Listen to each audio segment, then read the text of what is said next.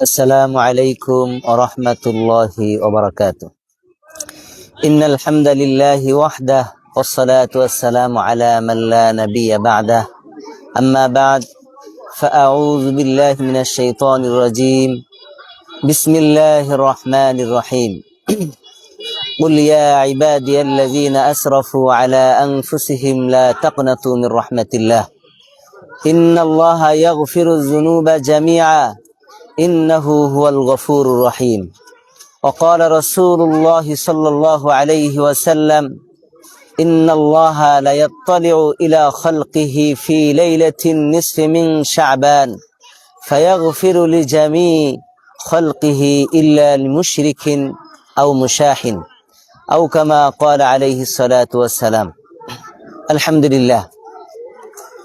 সম্মানিত দর্শক শ্রোতা মণ্ডলী, যারা আজকের এই নিউজ 71 লাইভ প্রোগ্রামটি দেখতেছেন, শবে বরাতের গুরুত্ব, মাহাত্ম্য এবং ফজিলত সম্পর্কে সকলকে জানাই আন্তরিক শুভেচ্ছা ও মোবারকবাদ।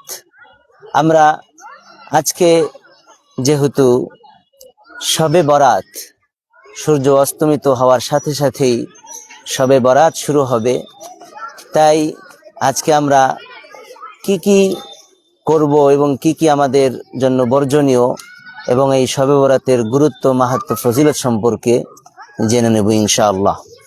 প্রথমেই আমরা জেনে নেই শবে বরাত এই শব্দটির অর্থ কি। শব মানে হলো রাত, এটা একটি ফার্সি শব্দ, আর বরাত মানে হলো মুক্তি। আল্লাহ পাক রব্বুল আলামিন আজকের এই রজনীতে অসংখ্য অগণিত মানুষকে গুনাহ থেকে, জাহান্নাম থেকে মুক্তি দান করবেন। এ রাতকে শবে বরাত বলা হয়, ভাষায় বলা হয় লাইলাতুন নিসফি মিন শাবান, অর্থাৎ শাবান মাসের মধ্য রজনী। কেননা এ রাত সম্পর্কে বিশ্বনবী মুহাম্মদুর রাসূলুল্লাহ সাল্লাল্লাহু আলাইহি ওয়াসাল্লাম বলেছেন এবং সহিহ হাদিসের মধ্যে এসেছে, ইন্নাল্লাহা লা ইয়াত্তালিউ ইলা খালকিহি ফি লাইলাতিন নিসফি মিন শাবান ফায়াগফিরু লিজামিই খালকিহি ইল্লা লিমুশরিকিন আও মুশাহিন। এই হাদিসের অর্থ হচ্ছে, আল্লাহর রাসূল সাল্লাল্লাহু আলাইহি ওয়াসাল্লাম বলেন যে নিশ্চয় আল্লাহ সুবহানাহু ওয়া তাআলা এই শাবান মাসের মধ্য রজনীতে, অর্থাৎ শাবান মাসের 14 তারিখ দিবাগত রাত, যেটা আজকে আমরা মাগরিবের নামাজের পর থেকেই শুরু হবে, সূর্য অস্ত যাওয়ার সাথে সাথেই যে রাতটি শুরু হবে। আরবি মাসে আগে রাত আসে, পরে দিন আসে। তো আজকে হলো শাবান মাসের 14 তারিখ।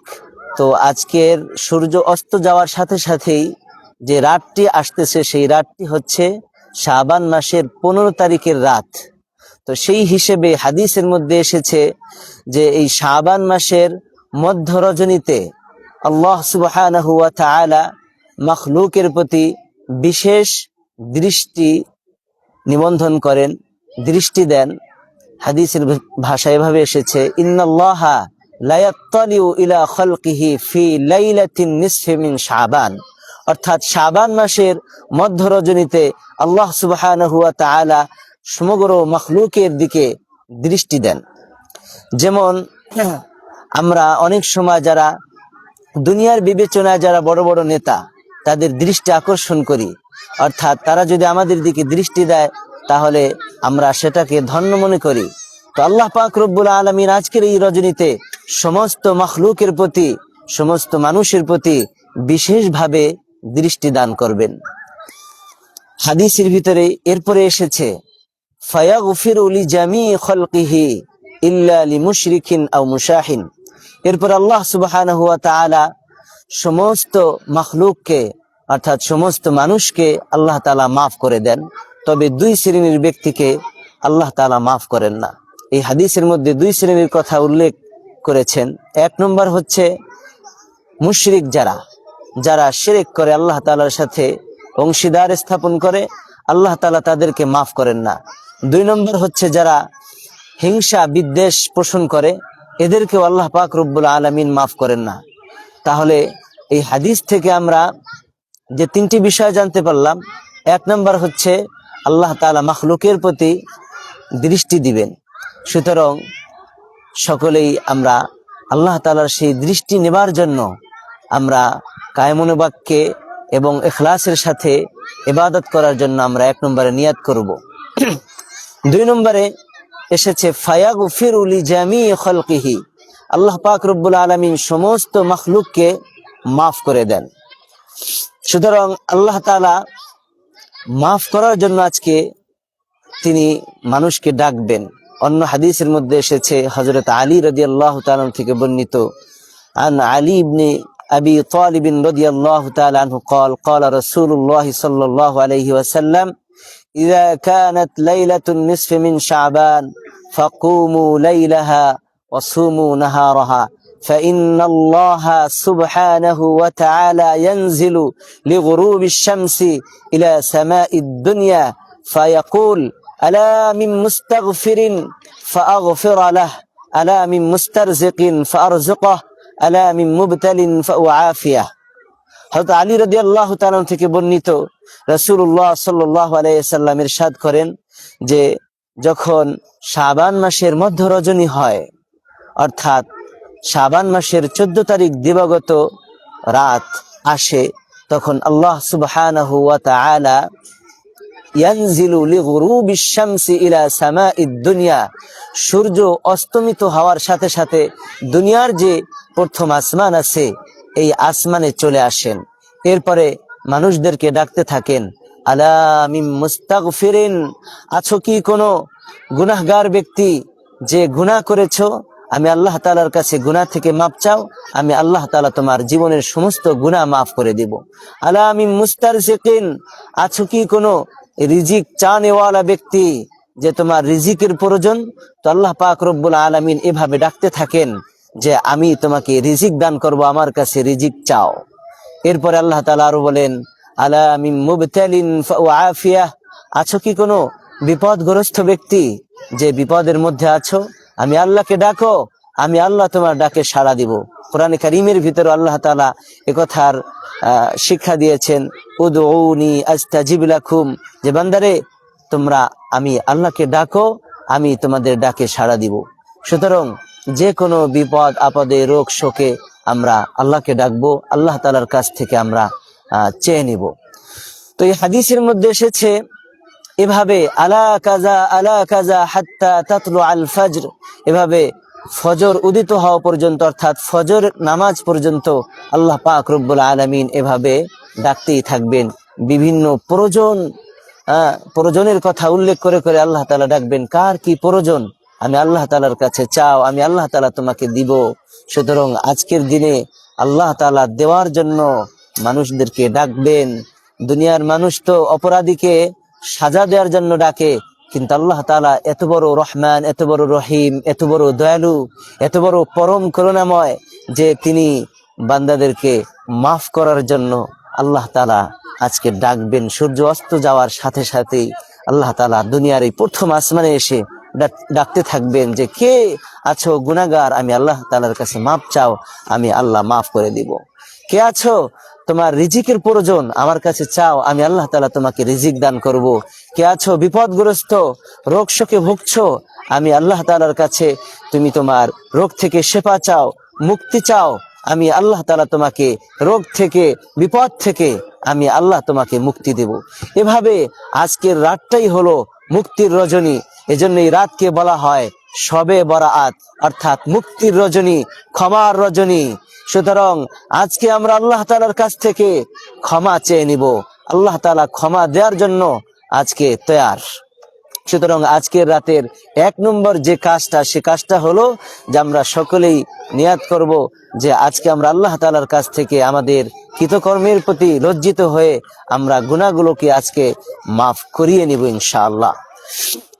দ্বিতীয় কথা হলো হাদিসের ভিতরে এসেছে আল্লাহ তাআলা সবাইকে মাফ করে দিবেন, তবে যারা মুশরিক তাদেরকে আল্লাহ তাআলা মাফ করবেন না। কোরআনে কারীমের ভিতরে আল্লাহ তাআলা ঘোষণা করেছেন যে ওয়ামাই ইউশরিক বিল্লাহ যারা আল্লাহ তাআলার সাথে শিরক করে, অন্য আয়াতের ভিতরে আল্লাহ তাআলা বলছেন ফাকাদ হাবিতা আমালু, আল্লাহ তাআলা তার সমস্ত আমলকে বরবাদ করে দেন। অন্য আয়াতের ভিতরে আল্লাহ তাআলা বলেছেন যে ফাকাদ হারামাল্লাহু আলাইহিল জান্নাহ, যারা আল্লাহ তাআলার সাথে শিরক করে আল্লাহ তাআলা তাদের জন্য জান্নাতকে হারাম করে দেন, নাউজুবিল্লাহ। এজন্য আজকের রজনীতে আল্লাহ পাক রব্বুল আলামিন সমস্ত মানুষকে মাফ করে দিবেন, কিন্তু যারা শিরক করে আল্লাহ তাআলার সাথে অংশীদার সাব্যস্ত করে এদেরকে আল্লাহ তাআলা মাফ করবেন না। এজন্য আমরা আজকে খাঁটি দিলে তওবা করব এবং এই শিক্ষা নিব যে আমরা যেন জীবনে কোনোদিন আমরা শিরক না করি, শিরকের ভিতরে যেন আমরা কোনোভাবেই লিপ্ত না হই। অনেক সময় দেখা যায় মুসলমানও শিরকের মধ্যে লিপ্ত হয়ে যায়। সমস্ত কিছু দেনেওয়ালা একমাত্র আল্লাহ তাআলাই দেনেওয়ালা জাত, কিন্তু তার কাছে না চেয়ে যদি কোনো পীর বাবার কাছে চায় তাহলে সে আল্লাহ তাআলার সাথে শিরক করে ফেললো। সুতরাং আমরা যা কিছু চাবো আল্লাহ তাআলার কাছে চাবো। আল্লাহ তাআলা এজন্য রাসূলুল্লাহ সাল্লাল্লাহু আলাইহি ওয়াসাল্লাম বলছেন যে ওয়াইদা সাআলতা ফাসআলিল্লাহ, যখন তুমি চাইবা তো আল্লাহ তাআলার কাছেই চাইবা। ওয়াইদাস্তাইন, আর যখন তুমি সাহায্য চাবা তখন ফাস্তাইন বিল্লাহ, আল্লাহ তাআলার কাছেই সাহায্য চাও। যখন তুমি আশ্রয় চাও তো আল্লাহ তাআলার কাছেই আশ্রয় চাও।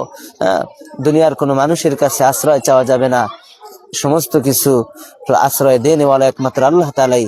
আল্লাহ তাআলার কাছ থেকেই চেয়ে নিতে হয়, আল্লাহ তাআলার কাছে আশ্রয় চেতে হয়। এজন্য আজকের এই রজনীতে যারা আল্লাহ তাআলার সাথে শিরক করে আল্লাহ তাআলা তাদেরকে মাফ করবেন না। দ্বিতীয় নম্বর হলো যারা হিংসা বিদ্বেষ রাখে দিলের ভিতরে তাদেরকে আল্লাহ তাআলা মাফ করবেন না। এজন্য রাসূলুল্লাহ সাল্লাল্লাহু আলাইহি সাল্লাম তার প্রিয় সাহাবী হযরত আনাস রাদিয়াল্লাহু তাআলা আনহু বলছেন, ইয়া বুনাইয়া ইন কদারতা আন তুসবিহা ওয়া তুমসিয়া লাইসা ফি কলবিকা গিশশুন ফাফআল ওয়া যালিকা মিন সুন্নতি ওয়া মান আহইয়া সুন্নতি ফাকাদ আহাব্বানি ওয়া মান আহাব্বানি কানা মাই ফিল জান্নাহ। রাসূলুল্লাহ সাল্লাল্লাহু আলাইহি সাল্লাম তার প্রিয় সাহাবী হযরতে আনাস রাদিয়াল্লাহু তাআলা আনহুকে বলছেন যে আনাস, তুমি যদি সকাল থেকে সন্ধ্যা আর সন্ধ্যা থেকে সকাল পর্যন্ত এভাবে কাটাতে পারো যে তুমি তোমার দিলের ভিতরে কোনো হিংসা রাখবে না, কোনো বিদ্বেষ রাখবে না, তাহলে তুমি এভাবেই কাটাও।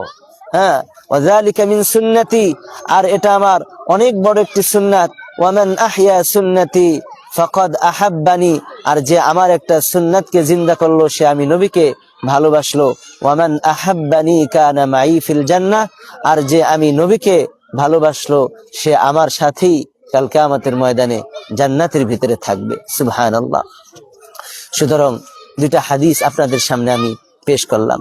তো এই দুইটা হাদিস থেকে আমরা চারটা আমল আমরা পেলাম। এক নম্বর হলো আল্লাহ পাক রব্বুল আলামিন আজকের এই রজনীতে বান্দা বান্দির প্রতি বিশেষভাবে দৃষ্টি দিবেন। দুই নম্বরে সমস্ত মাখলুককে আল্লাহ তাআলা মাফ করে দিবেন। তিন নম্বর হলো যে আল্লাহ তাআলা সবাইকে মাফ করে দিবেন, তবে যে শিরক করে তাকে মাফ করবে না। সুতরাং আমরা শিরক থেকে খাঁটি দিলে আল্লাহ তাআলার কাছে তওবা করব। শিরক থেকে যদি খাঁটি দিলে তওবা করি তাহলে আল্লাহ তাআলা শিরকের গুনাহও আল্লাহ তাআলা মাফ করে দিবেন। চার নম্বর হলো যারা হিংসা বিদ্বেষ পোষণ করে তাদেরকে আল্লাহ তাআলা মাফ করবেন না। দ্বিতীয় যে হাদিস আমরা পাঠ করেছি ওই হাদিসের ভিতরে এসেছে রাসূলুল্লাহ সাল্লাল্লাহু আলাইহি সাল্লাম বলেছেন যে ইযা কানাত লাইলাতুন নিসফি মিন শাবান, যখন শাবান মাসের এই মধ্য রজনী হয় অর্থাৎ 14 তারিখ দিবাগত রাত আসে, যেটা আজকের সূর্য অস্ত যাওয়ার সাথে সাথেই আসবে। এই সূর্য অস্ত যাওয়ার সাথে সাথেই আল্লাহ সুবহানাহু ওয়া তাআলা দুনিয়ার এই প্রথম আসমানে চলে আসবেন। আসার পরে আল্লাহ তাআলা বান্দা বান্দীদেরকে ডাকবেন, আলা মিন মুস্তাগফিরিন ফাগফির আলাহ, আছো কি কোনো গুনাহ থেকে ক্ষমা চানেওয়ালা ব্যক্তি, আমার কাছে ক্ষমা চাও, আমি আল্লাহ তাআলা তোমার জীবনের সব গুনাহ মাফ করে দিব। তো আল্লাহ তাআলা এক নম্বর ডাকবেন যে কে আছো গুনাহগার ব্যক্তি, আমার কাছে মাপ চাও, আমি মাফ করে দিব।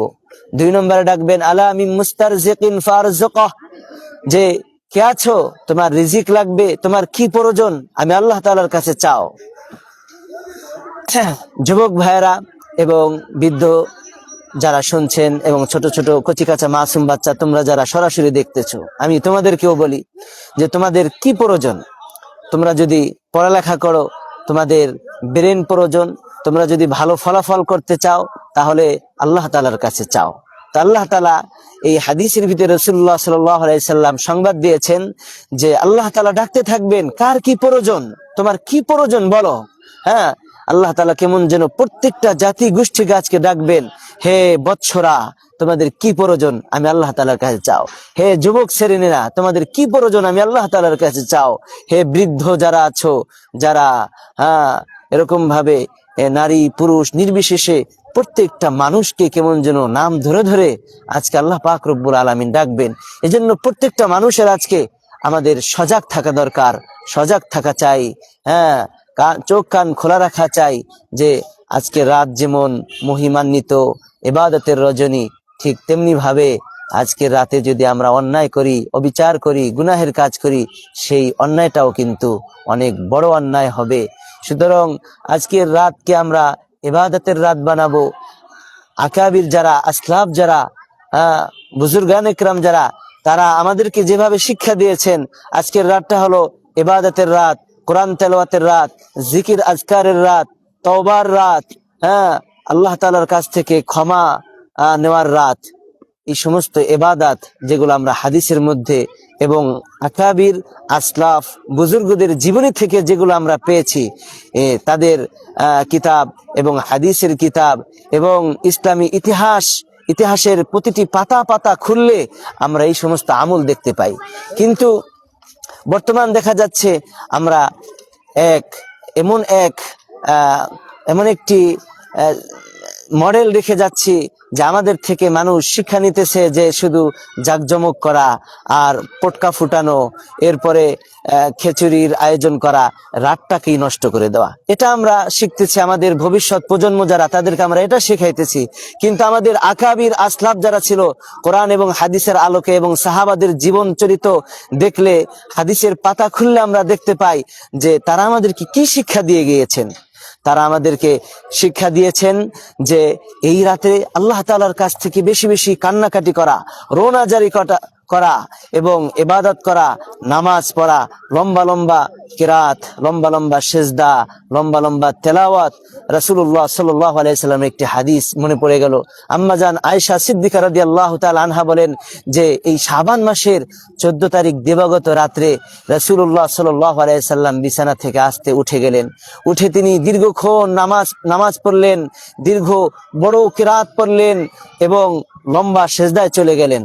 আমার মনের ভিতরে আশঙ্কা হলো যে রাসূলুল্লাহ সাল্লাল্লাহু আলাইহি সাল্লাম হয়তো দুনিয়া থেকে চিরবিদায় নিয়ে চলে গেছেন। আমি উঠে রাসূলুল্লাহ সাল্লাল্লাহু আলাইহি সাল্লামের পা মোবারকে নাড়া দিলাম। দেখলাম যে রাসূলুল্লাহ সাল্লাল্লাহু আলাইহি সাল্লামের পা নড়ল। তো রাসূলুল্লাহ সাল্লাল্লাহু আলাইহি সাল্লাম নামাজ শেষ করে আমাকে জিজ্ঞাসা করলেন, আয়েশা, তুমি কি মনে করেছো যে আমি তোমার হক নষ্ট করতেছি? তো আম্মা জান আয়েশা সিদ্দিকা রাদিয়াল্লাহু তাআলা আনহা বললেন যে না ইয়া রাসূলুল্লাহ, আমি চিন্তা করলাম যে আল্লাহ তাআলা আপনাকে হয়তো উঠিয়ে নিয়ে গিয়েছেন, এজন্য আমি আপনার শরীর মোবারকে হাত দিয়ে দেখলাম যে না আপনি নাড়াচাড়া করতেছেন। তো আম্মা জান আয়েশা সিদ্দিকা রাদিয়াল্লাহু তাআলা আনহাকে বললেন যে শোনো, আজকের এমন একটি রজনী, এই রজনীতে আল্লাহ পাক রব্বুল আলামিন অসংখ্য মানুষকে মাফ করে দিবেন। এজন্য আজকের রজনীতে আমরা আল্লাহ তাআলার কাছে বেশি বেশি মাফ চাবো। এবং এই হাদিসের মধ্যে আরো এসেছে ফাকুমু লাইলাহা ওয়াসুমু নাহারাহা, এই রাত্রে আজকে বেশি বেশি কিয়ামুল লাইল অর্থাৎ সারা রাত্রি জাগরণ করে ইবাদত বন্দেগী করা। সারা রাত্রি জাগরণ করে যেন আমাদের এরকম না হয় যে আমরা সারা রাত ইবাদত করলাম, ফজরের নামাজে আমাদের মিস হয়ে গেল, আমাদের যেন এরকম না হয়।